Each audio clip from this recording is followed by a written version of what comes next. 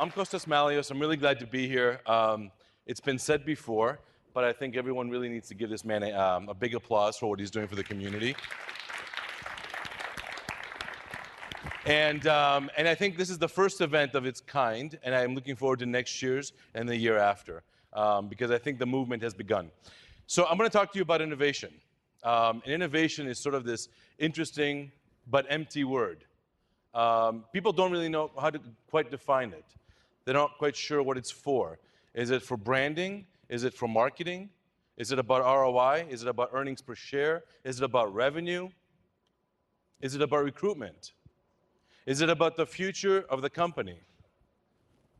And you have to ask yourself all those questions, because innovation is really truly hard to define, but it's easy to spot. It's very easy to spot. There were actually some Supreme Court rulings around this area where the question was, how do you define pornography? And this is actually what the judge said, the Supreme Court justice. He said, pornography is when you see it, you know it. Innovation is the same way. So I'm going to test some of your innovation IQ by showing you some examples that I like to think about as maybe innovative or maybe not. How many of you were around for the Civil War, the United States Civil War? Great. I was. Small, medium, large, extra large sizes of clothing that we consider very normal, that we live by. That's how we buy our clothes, most of us. That whole concept was actually developed for the Civil War. Before that, it was custom-made clothing. So it was basically clothing for the masses that basically resulted in unintended consequences, which is a sizing convention that the rest of the world uses, except maybe for the Europeans. HD DVDs. We all remember the big HD DVD, the Blu-ray wars, akin to the Betamax and VHS wars that were fought, were billions of dollars, and I do mean billions of dollars were spent on convincing companies, studios, content producers, and so forth about which way to go. How do you build your content? So obviously we know Blu-ray has won. Microsoft was on the losing side of that one. We spend, I think, about $1 billion of our own money on that. But the question is Blu-ray really innovative? I don't know. When you think about HD video streaming and what's coming, you think maybe it won just in time to be irrelevant. iPod. How many of you have iPods on the audience? Okay. How many of you have iPads? Less. Both of those brands are actually becoming quite iconic, particularly the iPod. So was iPod's innovation, if you think it was innovative, was it about design or was it about marketing? Was it about features? Was it about the hardware? Was it about size? Was it pricing innovation? What was that? It certainly wasn't about technology. The technology already existed. How many of you are on Facebook? Good, good. So Facebook is this new social media platform where people share their lives, sometimes too much of their lives, sometimes it costs them their jobs and so forth. But it's actually quite a phenomenon that's happening, right? There are more members of Facebook than there are in some countries, right? I don't know, I forget the actual rank of country that Facebook would be if it was a country in terms of the population. But how many of you were on MySpace? A lot. What will happen to Facebook in 5 years? I don't know. Is it innovative? Certainly. Is it an innovation? We don't know. I think history will tell. And finally, women love shoes. How many of you are Zappos customers? Some, okay. So some people think Zappos is an innovative company. And the question is, how does a shoe retailer on the web be considered innovative? Well, they innovated around one little thing, which was customer service. They allowed you to actually buy your shoes with free shipping and be able to return them. My wife, who's sitting right there, actually got kicked out of, what was it, Overstock.com? She's like, you can't even tell the story. I tell this story in front of thousands of people all the time. She actually got kicked out because she would buy 10 pairs of shoes, and then she would return most of them. So obviously they're losing money on this, right? Well, Zappos actually figured out that the return policy, it's hard to buy a pair of shoes. So the return policy was key. They innovated around that particular attribute in their whole mix of products and services. But the point around this whole slide that I just showed around innovation is hard to identify, and it doesn't have to be about invention. It certainly isn't about technological invention, not all the time. Innovation can be disruptive. It could be about a brand new market, or it could simply be about redefining, repackaging, repivoting on an existing market and existing products. Zappos is an example, right? More importantly, what you have to think about when you think about innovation, if you decide that you actually like the term, believe it's valuable for your business, and want to do something with it, make it a core competency in your organization, whether you're a profit or nonprofit, you have to think about what are the conditions around innovation that you have to build as leaders, as managers in your organization, but also as employees and as just participants in an organization. What are those conditions that you have to develop, nurture, enforce, reinforce, protect, and I do mean protect, because innovation is an endangered animal, right? It's endangered in big corporations, in little corporations, and as individuals. And then more importantly, when you see it, how do you react to it? How do you protect it? So I'm going to give you my little quadrant about the way I think about innovation. I think about innovation as upstream and downstream. I think about it as innovation and business as usual. And the crosshairs right in the middle there could be anyone. But for right now, I'll pretend it's a CEO. So the CEO sits in the middle there and basically has 4 components of the organization, just to keep it simple. Upstream, they have metrics. How's my business doing? What does my revenue look like? What do my forecasts look like? What's my deal pipeline look like? What does the street think of my results, and so forth? And then they have big ideas on the innovation side. They have these huge visions. That's why they're leaders. And again, this applies to both the lowliest person in the organization, in my book, and the CEO. And they have big ideas, and they try to actually push those ideas into the organization.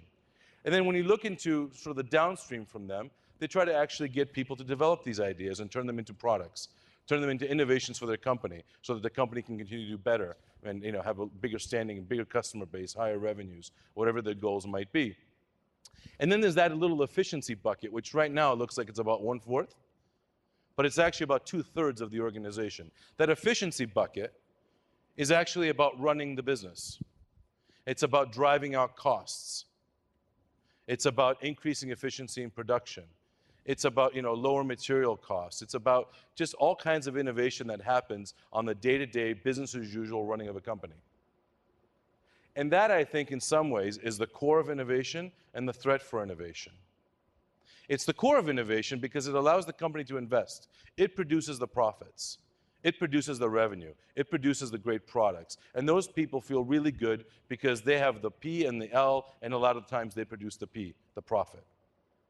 But it's also a place where innovation dies in most cases, because that part of the organization has huge cultural and organizational inertia. It's hard to go into the normal production lines and go to the people that are actually planning out 1, 2, 3, 4 years and say to them, I have this brilliant idea, I'd like to interrupt your roadmap and I'd like to stick my idea in and we'd like to ship it in 3 months. The answer is usually no. We have a plan, we vetted it with our executives, we know what we're doing, we've done this before. Oh, by the way, Mr. Innovator, Visionary, Miss whatever you want to call yourself, thank you very much, but we just, we pay you. We generate the money that pays for your salary, so you should listen to us. And that's quite often the way that sort of the conversation goes. I know, because I've been a part of those conversations on both sides. The point of this diagram, though, and if you think about it as the totality of an organization, of this live organism we usually call companies, and again, it could be nonprofits, is that innovation needs to happen everywhere. And the trick is to move innovative ideas throughout those 4 quadrants. It's about how do you push innovation into the metric side? How do you create innovation in the day-to-day productivity of a company? How do you really drive innovation in the prototyping teams so they're taking risks?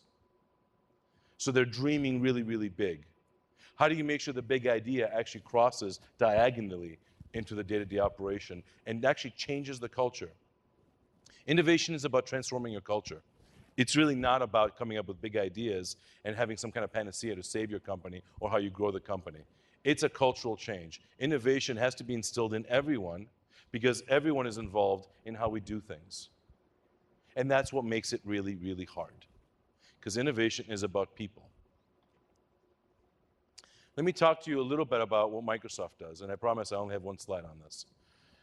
This is my company plug, right? So we believe innovation is core for our business. We have a very big business. It's been a bellwether in the industry for a very long time.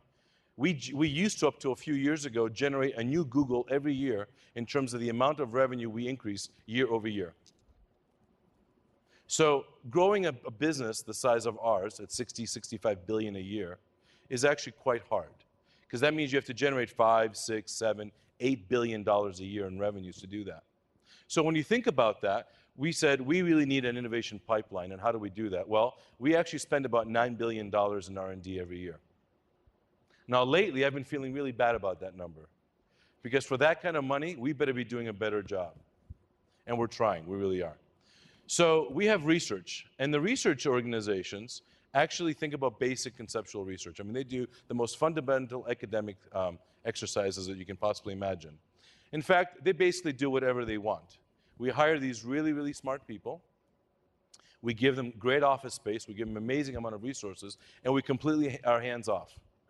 Quick story. I went to one of them in the Cambridge lab in the UK, and I said, I'm building a video product. I need this specific video technology. And the researcher, this amazing PhD brainiac, said to me, I'm not really interested in helping you solve your problem.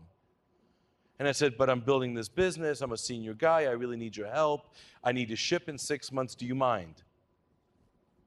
And he said, I need to think about it. He went back to the UK. He called me a couple of days later, and he said, thank you very much. I'm really not interested in your problem. It's not that hard. So I'm going to continue to focus on something that is 10 years out, which to me was mind-boggling, because I'm thinking, I thought this person was going to help me do revenue. But this is the kind of people that they are, and we like them that way, because we want them to dream big. We need them to dream out of the box.